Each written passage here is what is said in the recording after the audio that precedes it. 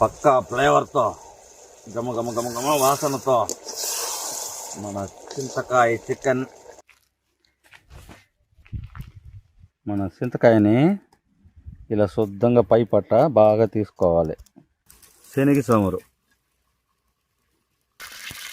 జీలకర్ర కొద్దిగా వేసుకున్నాం, కరివేపాకు కొద్దిగా,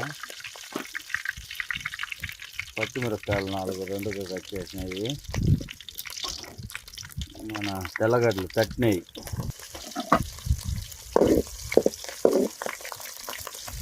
అల్లం వెల్లుల్లి పేస్ట్ కొద్దిగా వేసుకున్నాం.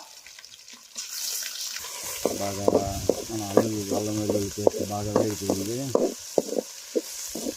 ఎర్రగడ్డలు కొద్దిగా వేసుకున్నాం.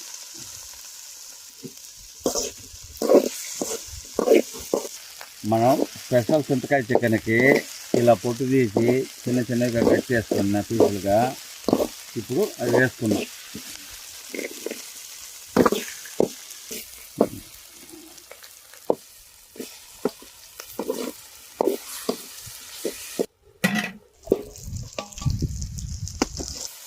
మనం అరగంటకు ముందుగా ఊరబెట్టిన చికెను వేసి కలుపుకున్నాం బాగా.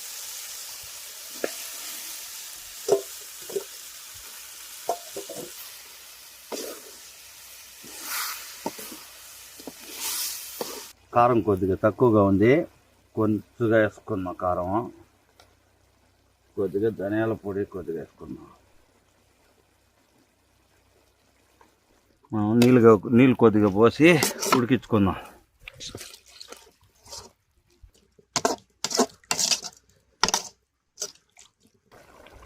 మనం మిరియాల పొడి కొద్దిగా వేసుకుందాం.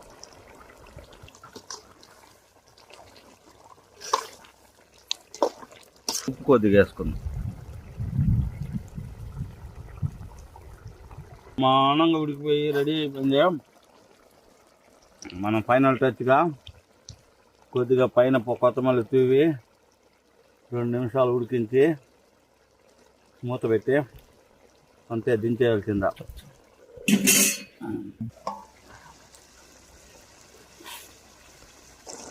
ఓకే, ఇంక దించేయాల్సిందా.